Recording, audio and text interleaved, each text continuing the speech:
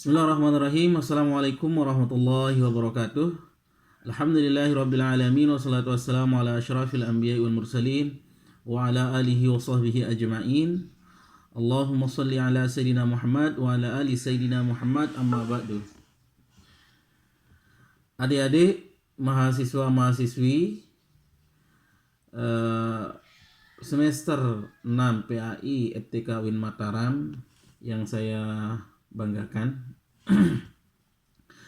Alhamdulillah wa syukurillah, senang sekali rasanya bisa berjumpa kembali dengan adik-adik pada mata kuliah desain pembelajaran PAI.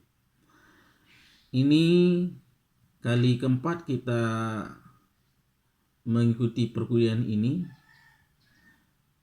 Setelah pertemuan pertama kita sudah membahas berkenaan tentang kontrak perkuliahan. Selanjutnya pertemuan kedua kita sudah membahas tentang desain pembelajaran PAI, dan pertemuan ketiga kita sudah membahas landasan pembelajaran PAI. Nah, untuk yang keempat kali ini kita masuk pada materi berkenaan tentang menganalisa karakteristik peserta didik.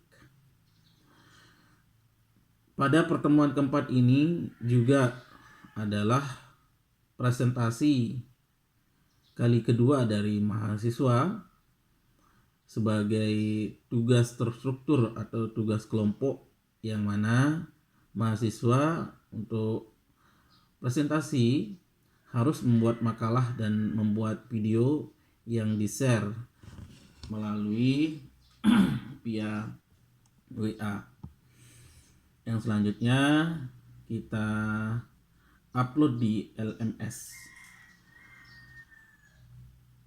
Semoga adik-adik hari ini semua sudah aktif mengikuti perkuliahan di LMS, sudah masuk di LMS, karena segala absensi materi dan interaksi perkuliahan kita juga kita laksanakan melalui LMS, Learning Management System.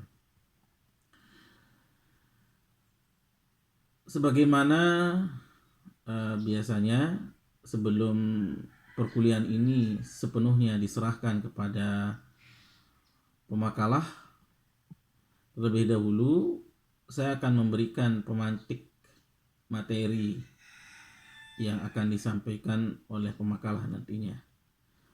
Namun lebih barokah dan afdolnya pertemuan perkuliahan kita kali ini, mari kita sama-sama membuka dengan membaca basmalah. Bismillahirrahmanirrahim.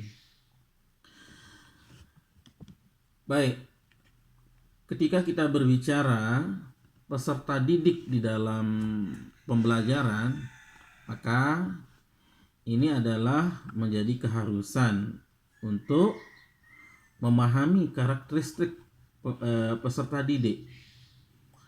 Tentu dengan memahami karakteristik peserta didik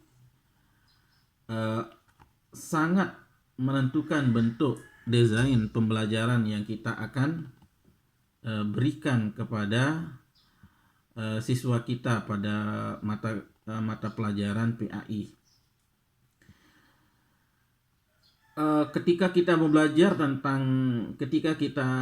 berbicara tentang pelajaran, tentu tidak bisa terlepas dengan peserta didik. Ya, peserta didik ini sama seperti guru, sama-sama objek dan subjeknya itu adalah manusia. Jadi dari hakikat peserta didik tentu ya hakikatnya bicara tentang manusia. Ya, karena pendidikan ini lahir sejalan dengan lahirnya manusia. Dan orientasi pendidikan Islam itu sendiri adalah manusia. Maka memahami manusia, dalam hal ini peserta didik, menjadi keharusan di dalam menciptakan sebuah desain pembelajaran. Ada beberapa hal yang menjadi subtema yang harus dipahami di dalam menggali karakteristik peserta didik, yaitu karakteristik umum, kemudian kompetensi awal, kemudian gaya belajar, dan kecerdasan jamak. 4 subtema ini menjadi penting bahasan di dalam pertemuan kita ini. Ya. Ketika kita berbicara peserta didik, maka kita akan memahami bahwa manusia itu dilahirkan dengan corak yang berbeda-beda, fisik yang berbeda-beda, psikologis yang berbeda-beda, psikis yang berbeda-beda. Tentu dalam agama perbedaan ini adalah anugerah. Itu sudah menjadi kodrat penciptaan. Sebagaimana firman Allah SWT, ya ayuhan nasu inna khalaqnakum min zakarin wa untha wa ja'alnakum syu'uban wa qabaila lita'arafu. Kita sudah memang diciptakan berbeda-beda, suku bangsa, berbeda kulit, dan seterusnya. Ketika perbedaan ini mampu kita syukuri, maka akan menghasilkan sebuah kekuatan besar. Suatu bangunan menjadi kokoh dan kuat karena di sana ada perbedaan yang disatukan. Nah, perbedaan yang ada ini akan menjadi kekuatan yang sangat besar sekali apabila mampu dikelola dengan baik. Namun, apabila perbedaan ini tidak mampu dikelola, tidak mampu diidentifikasi berbagai keunikan masing-masing, tentu ini akan menjadi bumerang, akan menjadi penghambat di dalam mendesain segala sesuatu. Perbedaan ini tentu harus dikelola secara organisatoris, ya, kebersamaan. Kita harus mampu mengidentifikasi, misalnya kalau peserta didik ini umurnya berapa, kemudian peserta didik ini jenis kelaminnya apa, peserta didik ini kemampuannya apa. Nah, itu setelah kita kelompok-kelompokkan, barulah kita mendesain pembelajaran sehingga semua peserta didik bisa menerima dan memahami pembelajaran itu. Itulah pentingnya menggali berkenaan tentang peserta didik. Karena yang menentukan gaya belajar, materi yang harus disampaikan, itu sangat ditentukan oleh peserta didik. Kalau kita sudah memahami kompetensi awal peserta didik, gaya belajar peserta didik, maka kita bisa mendesain secara ideal seharusnya seperti apa pembelajaran itu.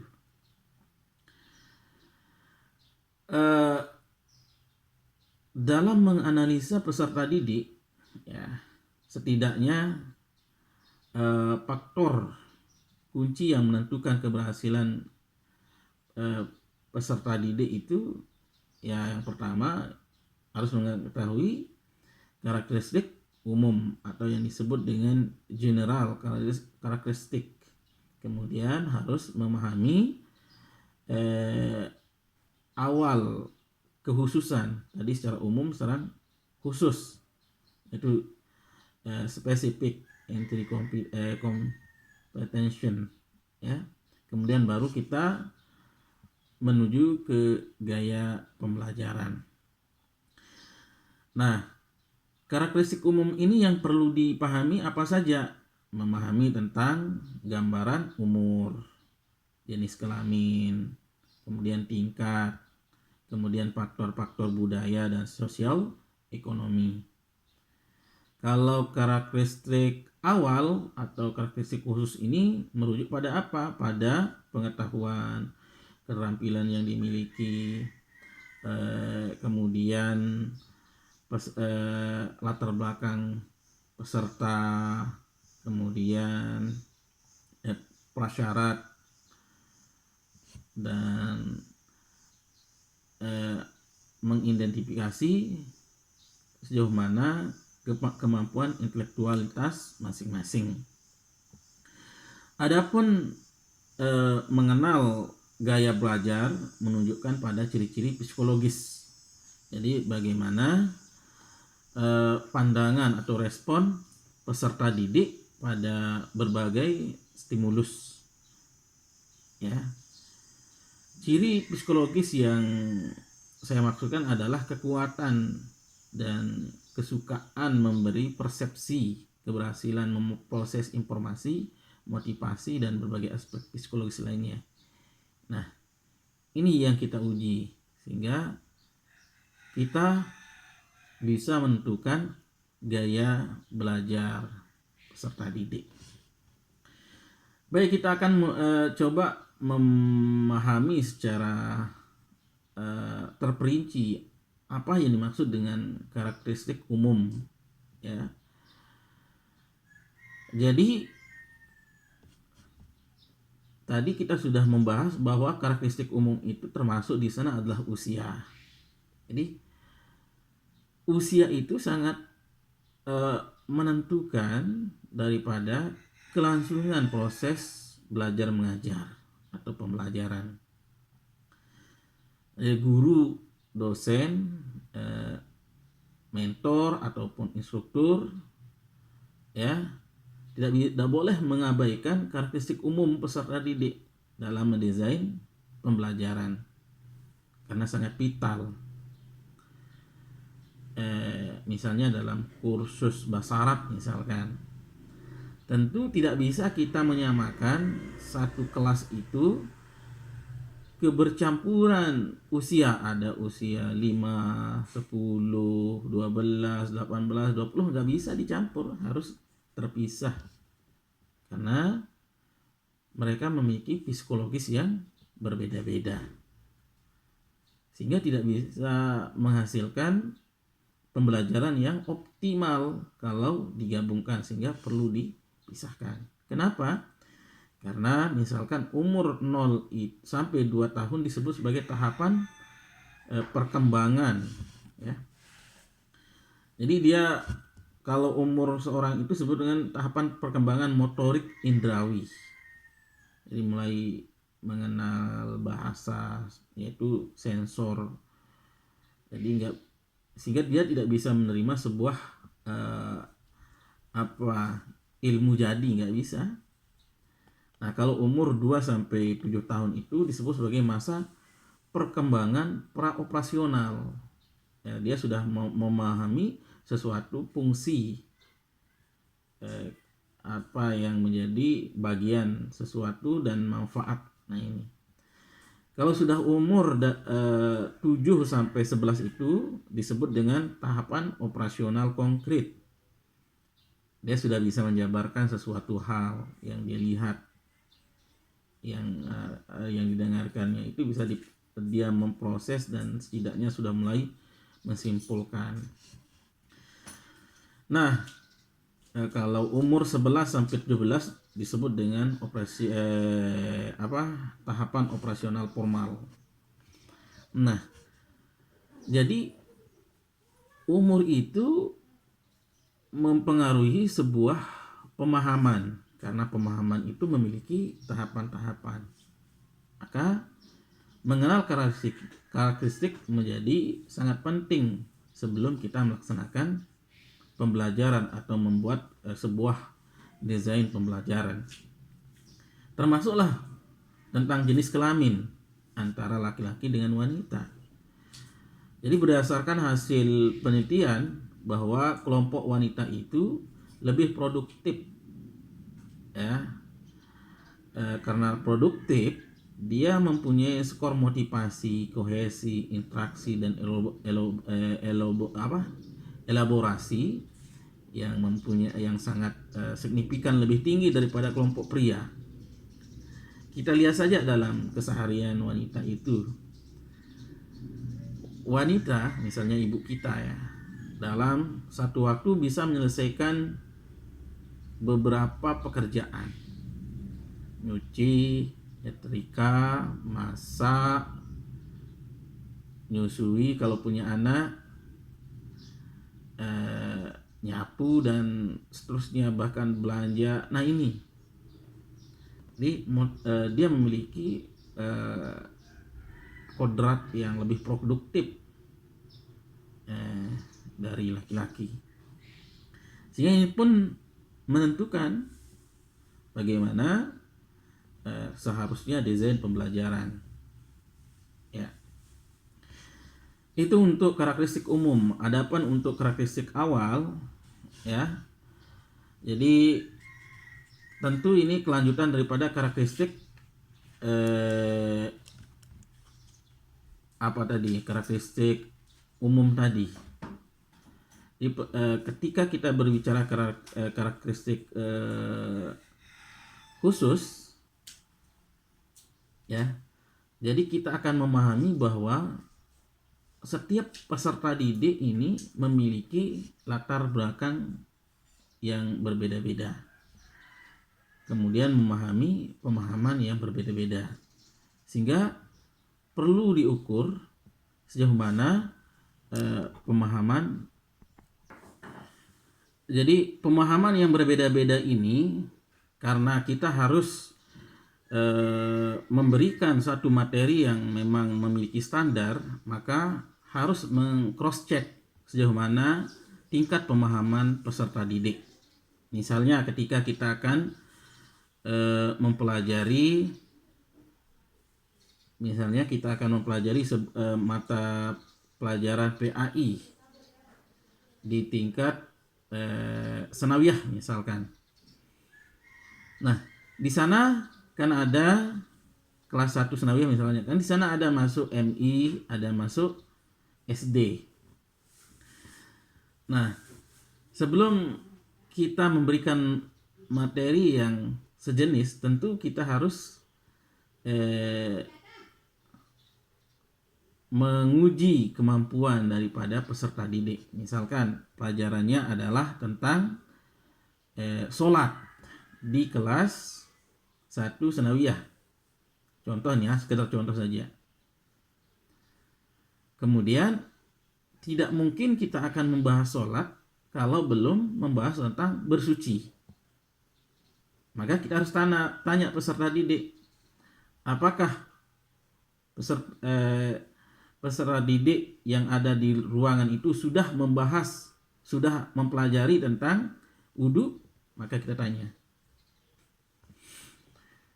Ternyata ketika ada yang mengatakan pernah dan ada yang mengatakan tidak, maka kewajiban bagi dosen untuk bagi guru untuk mengarahkan, tolong anak-anak, ini buku, ini materi berkenaan tentang wudu, silahkan dipelajari, sehingga nanti nyambung apa yang kita akan pelajari dengan apa yang saya berikan untuk anak-anak yang belum belajar tentang bersuci. Nah, di sana kita berikan sebuah syarat mengikuti mata pelajaran ini atau mata kuliah ini dengan memberikan sebuah materi sebagai syarat untuk dia bisa ikut, agar ada standarisasi yang bisa diikuti oleh peserta didik secara menyeluruh. Ini yang dimaksud dengan karakteristik individu, dan itu bisa dikembangkan. Nah, sangat penting untuk mengetahui standarisasi awal ya, sebagai syarat untuk mengikuti pelajaran atau mata kuliah berikutnya. Nah, jadi mengetahui awal peserta didik dalam mengembangkan sebuah materi, dalam mengembangkan sebuah strategi, dalam mengembangkan sebuah media dan evaluasi pembelajaran. Dengan begitu kebutuhan peserta didik dapat diakomodasi, dapat diakomodir, ya, sehingga pembelajaran yang dilakukan dapat memberikan hasil belajar yang memuaskan, optimal dan maksimal. Nah itu. Selanjutnya tentang gaya belajar, ya, gaya atau kesukaan belajar dipandang sangat penting di dalam melakukan proses pembelajaran, karena ini sangat memberikan pengaruh terhadap keberlangsungan proses belajar dan berpengaruh terhadap hasil belajar. Jadi setidaknya ada 3 ya gaya belajar atau kesukaan belajar pada peserta didik. Nah ini, jadi yang 3 ini wajib adik-adik pahami sebagai guru. Ada 3 gaya peserta didik atau kesukaan peserta didik dalam belajar. Yang pertama, ada peserta didik yang suka visual learning. Yang kedua, ada peserta didik yang suka belajar auditory learning. Yang ketiga, ada peserta didik yang kinesthetic learning. Ada 3 ya. Pertama visual, yang kedua auditory, ya. Yang ketiga adalah apa tadi? Kinestik, ya. Ini. Jadi setiap kita ya, termasuk guru maupun dosen, tentu berada pada salah satu gaya belajar ini, kesukaan belajar ini, ya. Yang pertama, peserta didik visual, ya. Jadi peserta didik visual ini peserta didik yang belajar melalui penglihatan. Jadi yang sangat berperan itu adalah penglihatan, ya, mata. Nah, visual ini tentu kita bisa melakukan kegiatan proses pembelajaran itu lebih ditekankan kepada hal-hal yang verbal dengan gambar yang visual. Jadi yang bergambar-gambar itu sangat suka bagi peserta didik dengan gaya visual ini, ya. Jadi kekuatan mereka ini adalah kekuatan visual, kekuatan mata, ya. Ketika mereka menyaksikan secara langsung, ketika mereka melihat secara langsung, maka pembelajaran itu mampu diterima dengan baik, yaitu mampu dikonsumsi dengan baik. Nah ini, sehingga orang seperti ini ketika dalam seorang guru memberikan sebuah uraian materi menggunakan handout atau menggunakan PowerPoint, sangat nyocok sekali bagi mereka ini. Kita tampilkan sebuah video, ya. Ini sangat cepat masuk bagi mereka. Jadi mereka akan melahirkan sebuah ide, pemahaman melalui visual itu. Senang dengan bagan, senang dengan poster, senang dengan software komputer, ya. Mereka akan cepat mudah menerima pembelajaran itu dengan penglihatan, ya, dengan bentuk grafik, dengan peta, dan seterusnya. Nah ini yang pertama, yaitu peserta didik gaya belajar visual. Yang kedua, ada peserta didik yang gaya belajar auditory. Nah kalau auditory ini adalah yang diandalkan telinga. Tadi penglihatan, visual, sekarang ini telinga, ini auditory.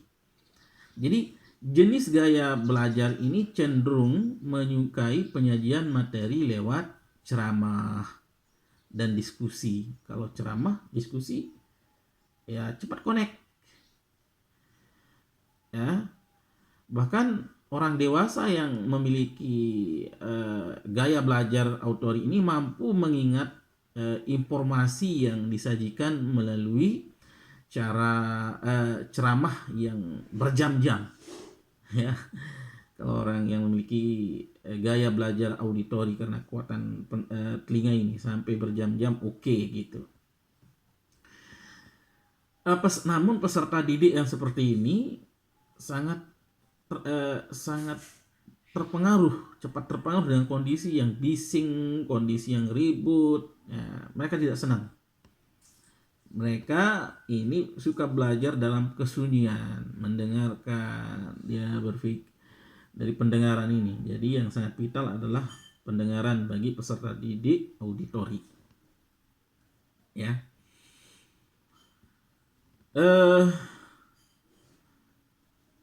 Mendengar ceramah, diskusi, inilah tipologi orang yang auditori ya. Selanjutnya ada yang ketiga, tentu yang terakhir gaya belajar peserta didik itu adalah kinestik. Jadi kinestik itu artinya raba, yaitu fisik. Nah, yaitu tentang perabaan, praktik tentunya ya. Apa istilahnya? Yaitu secara langsung bergerak.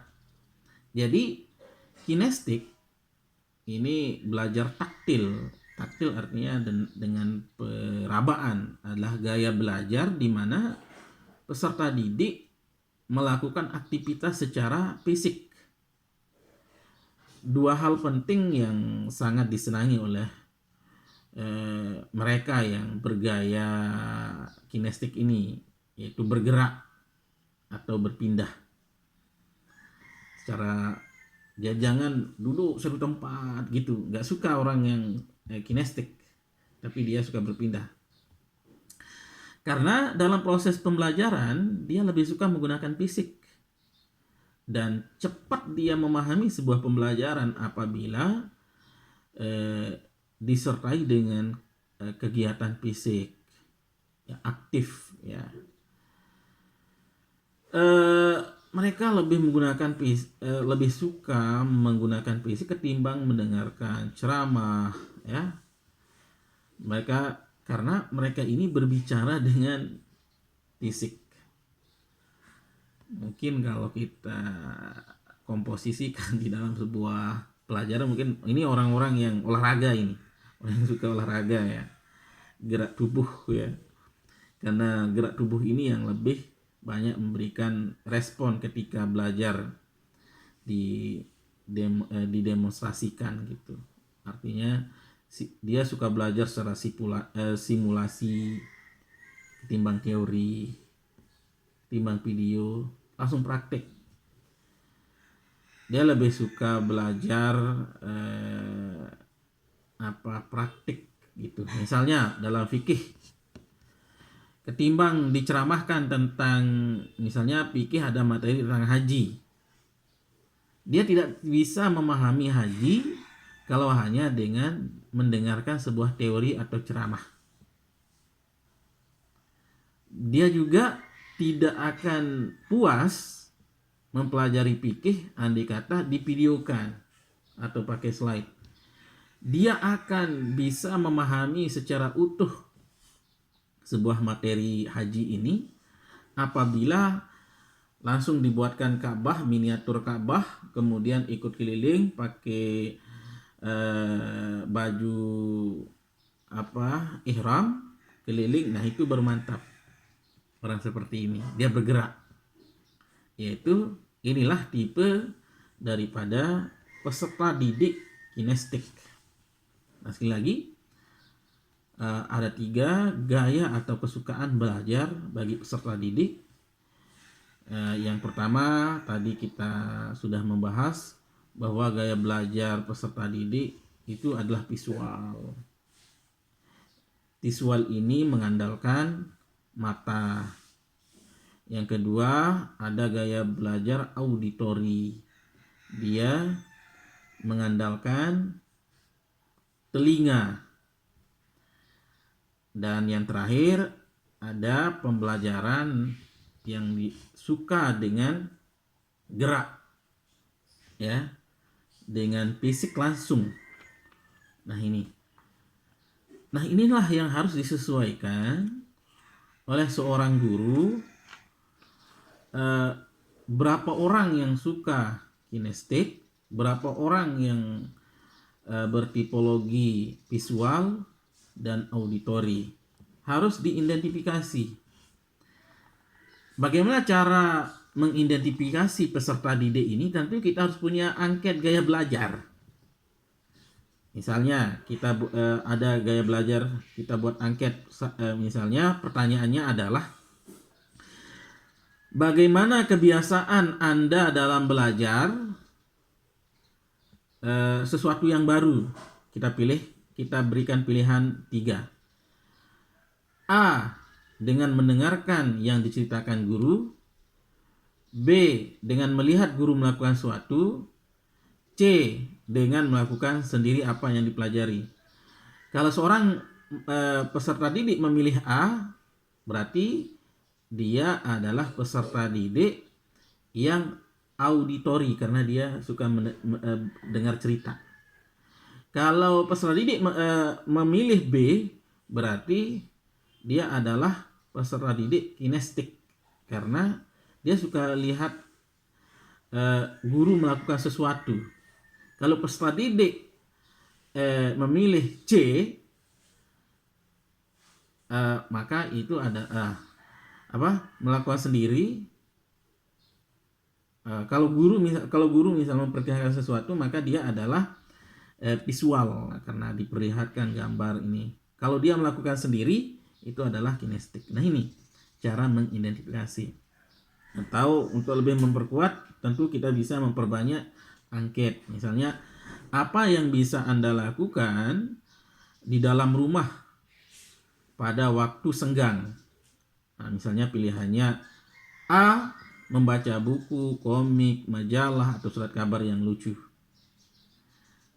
B, membaca buku, menggambar, mewarnai, mengecat, bermain game, menata ruangan.